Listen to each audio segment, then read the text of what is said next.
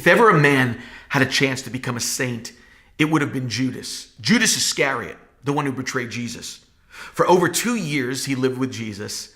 He would listen to his words, watch the miracles, and yet this man was going to betray him.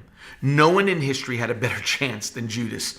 The rich young ruler only met Jesus once. Judas was with him every single day. Judas ruined for all time the name he bore.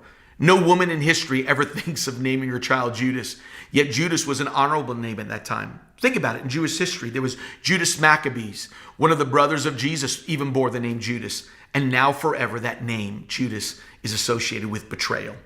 When Jesus said, "One of you will betray me," no one even said, "Is it Judas?" Because he never looked that way like a betrayer. Jesus always has a double effect, but he never allows neutrality. Just like fire can soften wax or harden clay, to be with Jesus is either a blessing or a curse. The presence of Jesus was changing fickle Peter into a rock and exposing Judas's greed and eventually betrayal. The sin of Judas was a sin against repeated warnings. The more I think about it, the more I see how many times Judas heard Jesus speak about the perils of money. Judas heard things like this: you can't serve God and mammon. Judas heard, what does it profit a man to gain the whole world and lose your own soul? Judas heard the word on the man who filled his barns but did not prepare his soul and was called a fool. I believe that Jesus was calling him friend in chapter 26, verse 50, was a last-ditch effort to win him back before the deal went through in the garden with the betrayal.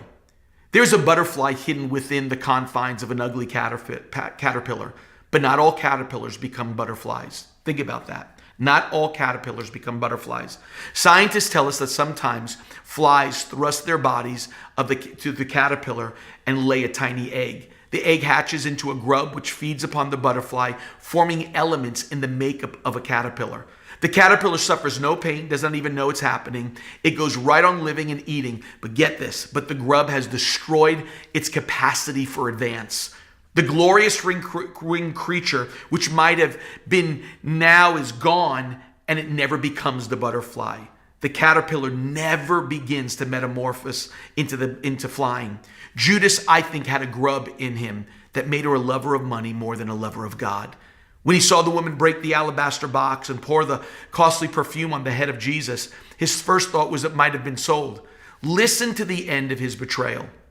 While Jesus is being tried and being led to the cross, here is what is happening with Judas in our chapter today, Matthew 27. When Judas, who had betrayed him, saw that Jesus was condemned, he was seized with remorse and returned the 30 pieces of silver to the chief priests and the elders.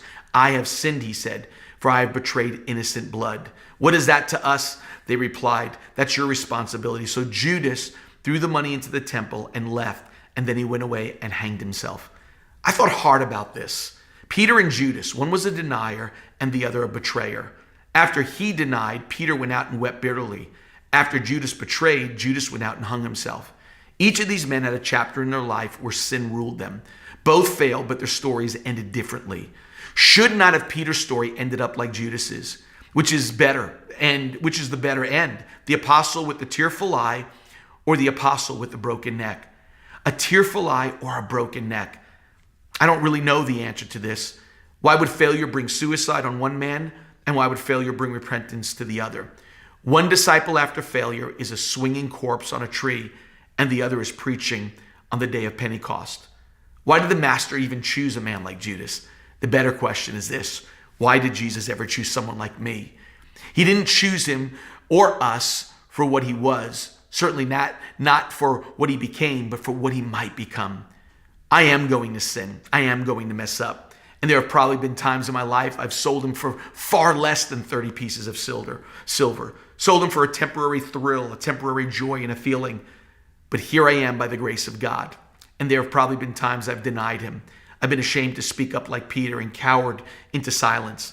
Why am I still here? Why am I not swinging?